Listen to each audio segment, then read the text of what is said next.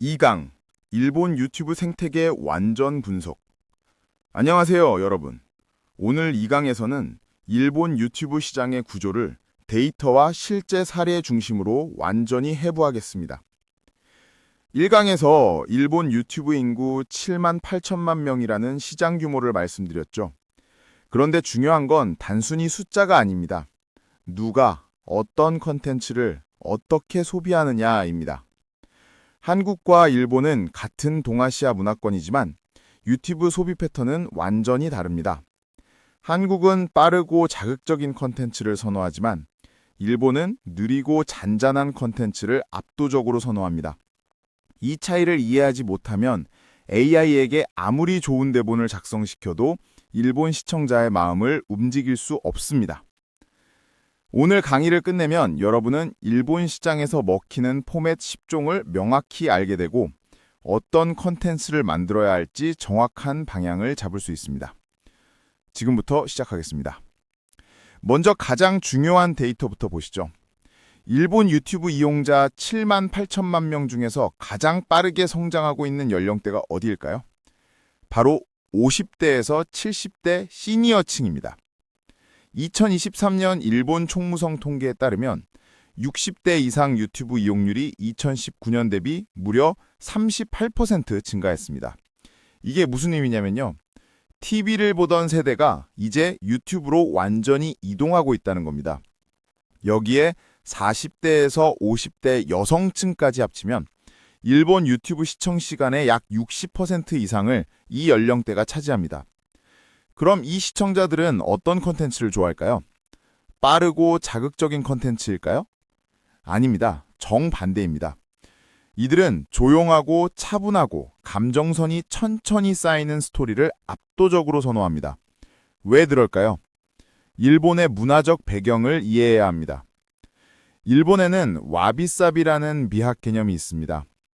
불완전함 속에서 아름다움을 찾고 고요함 속에서 깊이를 느끼는 철학입니다. 이게 유튜브 컨텐츠와 무슨 상관이냐고요? 직접적인 상관이 있습니다. 일본 시청자는 과도하게 편집되고 빠르게 전개되고 큰 소리로 외치는 컨텐츠를 불편해합니다. 오히려 잔잔한 배경음악, 느린 화면 전환, 조용한 나레이션에서 편안함을 느낍니다. 실제로 일본에서 구독자 100만 명 이상을 모유한 감성 스토리 채널들을 분석해보면 공통점이 명확합니다. 첫째, 조용히 시작합니다. 시스카니 하지마tta 이치니치다tta처럼 잔잔한 문장으로 시작합니다. 둘째, 감정을 직접 설명하지 않습니다. 그는 충격을 받았다가 아니라 카레노테가 치사크후로 했다처럼 감정이 보이는 묘사를 사용합니다. 셋째, 여운을 남깁니다. 일본어로 요인이라고 하는데요. 마지막을 명확하게 끝내지 않고 시청자의 상상에 맡기는 방식입니다. 이 세 가지가 일본 감성 콘텐츠의 절대 공식입니다. 그럼 일본에서 성공하는 스토리는 어떤 구조를 가지고 있을까요? 일본 감성 스토리의 표준 구조는 이렇습니다. 첫 번째 단계, 조용한 시작입니다. 일상적이고 평범한 장면으로 시작합니다. 긴장감을 주지 않습니다. 두 번째 단계, 감정 축적입니다. 서서히 갈등이나 문제가 드러나기 시작합니다. 하지만 빠르게 전개하지 않습니다. 천천히 묘사 중심으로 쌓아갑니다. 세 번째 단계, 짧은 반전입니다. 후반부에 예상치 못한 전환이 일어납니다. 하지만 폭발적이지 않습니다. 조용하지만 강렬한 반전입니다. 네 번째 단계, 여운입니다. 결말을 명확히 제시하지 않습니다. 시청자가 스스로 생각하게 만듭니다. 이 구조를 일본어로 표현하면 이렇습니다. 쟁항, 카또, 한땡, 요인. 이 네 가지가 일본 스토리텔링의 뼈대입니다. 실제 예시를 하나 들어보겠습니다. 카레와 소노토끼, 마다 시라나갔다. 이 문장이 영상 첫 10초에 나옵니다. 무슨 일이 일어날지 암시하지만 직접 말하지 않습니다. 시청자는 궁금해하면서 계속 봅니다. 이게 일본식 후킹입니다. 한국식 후킹은 이렇습니다. 충격적인 반전이 기다립니다. 직접적이고 자극적입니다. 하지만 일본에서는 이런 방식이 오히려 역효과를 냅니다. 그럼 구체적으로 어떤 장르가 일본에서 잘 될까요? 데이터 기반으로 말씀드리겠습니다. 첫 번째, 시니어 감성 스토리입니다. 일본 시니어층은 가족 이야기, 인생 역경, 노년의 지혜를 다루는 컨텐츠에 강한 반응을 보입니다. 특히 조용한 영웅 이야기 포맷이 압도적으로 선호됩니다. 예를 들어 조용한 영웅들이라는 채널은 평범한 사람들의 숨겨진 이야기를 다루는데요. 구독자 85만 명, 평균 조회수 50만 회 이상을 기록하고 있습니다. 이 채널의 특징은 뭘까요? 화려한 편집이 없습니다. 빠른 전개도 없습니다. 단지 조용한 나레이션과 감성적인 배경음악, 그리고 깊이 있는 스토리만 있습니다. 그런데 이게 일본에서는 통합니다. 두 번째, 명언과 철학 컨텐츠입니다. 일본은 짧은 지혜, 인생 성찰, 마음 치유 컨텐츠 시장이 한국보다 최소 5배 이상 큽니다. 특히 쇼츠 포맷에서 강력합니다. 야사시사와 시즈카니 히토스쿠처럼 한 문장이 이미지 한 장과 함께 10초 쇼츠로 나가면 조회수 100만 회 이상이 나옵니다. 한국에선 상상하기 어렵지만 일본에선 일상입니다. 세 번째, 건강과 장수 컨텐츠입니다. 일본은 세계 최고령 국가입니다. 평균 수명이 84세가 넘습니다.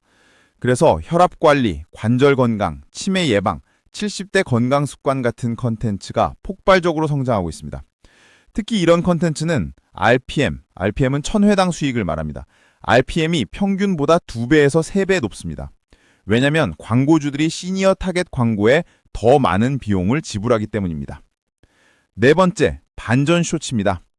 조용히 시작해서 마지막 3초에 반전을 주고 여운을 남기는 구조입니다. 이 포맷이 일본 쇼츠에서 가장 많은 조회수를 만듭니다. 예를 들어 볼게요. 첫 7초는 평범한 일상 장면입니다. 마지막 3초에 아노히고 치사나 데키고토가 진세오 카했다 라는 문장이 나옵니다. 그리고 끝입니다. 시청자는 무슨 사건이지? 라고 궁금해하면서 댓글을 달고 다른 영상을 찾아봅니다. 이게 알고리즘 록인 효과입니다. 자, 이제 가장 실전적인 부분을 말씀드리겠습니다. 같은 내용이라도 한국식과 일본식은 완전히 다르게 표현해야 합니다. 한국식 표현을 먼저 보시죠. 그녀는 충격을 받았다. 그는 눈물을 흘렸다. 모두가 감동했다. 감정을 직접 설명합니다. 명확하고 빠릅니다. 이제 일본식 표현을 보시죠. 카노조노 테가 치사크를 했다. 그녀의 손이 작게 떨렸다. 카레노메가 시즈카니 우른데 있다. 그의 눈이 조용히 촉촉해 있었다. 쿠우키가 야사시크카 왔다. 라는 식으로 감정을 설명하지 않습니다. 감정이 보이는 행동이나 분위기를 묘사합니다. 이게 일본식 대본의 핵심입니다. AI에게 대본을 작성시킬 때 이 차이를 명확히 지시하지 않으면 한국식 대본이 나옵니다. 그러면 일본 시청자는 어색함을 느낍니다. 자, 이제 오늘의 핵심 아웃풋을 정리하겠습니다. 일본 시장에서 실제로 성공하고 있는 포맷 10종입니다. 첫 번째, 조용한 영웅 이야기입니다. 평범한 사람의 숨겨진 선행이나 희생을 다룹니다. 두 번째, 반전 시니어 스토리입니다. 노년층의 예상 밖의 도전이나 성공을 다룹니다. 세 번째, 인생 역경 드라마입니다. 절망에서 회복까지의 과정을 잔잔하게 그립니다. 네 번째, 명언과 철학 감성 쇼츠입니다. 한 문장으로 삶의 지혜를 전달합니다. 다섯 번째, 건강과 장수 가이드입니다. 실용적인 건강 정보를 감성적으로 전달합니다. 여섯 번째, 감성 에세이 나레이션입니다. 일상의 작은 문장을 철학적으로 풀어냅니다. 일곱 번째, 역사 속 인물 스토리텔링입니다. 역사적 사건을 감성적 관점으로 재해석합니다. 여덟 번째, 심리와 마음 치유 컨텐츠입니다. 불안, 고독, 위로를 주제로 다룹니다. 아홉 번째, 하루 한 문장 감성 쇼츠입니다. 매일 하나씩 올리는 짧은 명언 시리즈입니다. 열 번째, 가족 드라마형 반전 쇼츠입니다. 가족 관계의 작은 오해와 화해를 다룹니다. 이 10가지 포맷은 현재 일본 유튜브에서 가장 빠르게 성장하고 있고 AI 자동화와 가장 잘 맞는 구조입니다. 오늘 이 강을 정리하겠습니다. 일본 유튜브 핵심 시청층은 50대에서 70대 시니어와 40대에서 50대 여성입니다. 이들은 조용하고 잔잔한 감성 콘텐츠를 압도적으로 선호합니다. 일본 스토리 구조는 전반부, 갈등, 반전, 여운의 4단계입니다. 감정을 설명하지 않고 묘사하는 것이 핵심입니다. 일본에서 성공하는 장르는 시니어 감성 스토리, 명언 철학, 건강 장수, 반전 쇼츠입니다. 그리고 한국식 대본과 일본식 대본의 차이를 명확히 이해해야 AI 자동화가 제대로 작동합니다. 다음 3강에서는 이 모든 이해를 바탕으로 한국 대본을 일본 대본으로 자동 변환하는 실전 프롬프트와 COP 전략을 완전히 공개하겠습니다. 오늘도 수고하셨습니다. 다음 강에서 뵙겠습니다.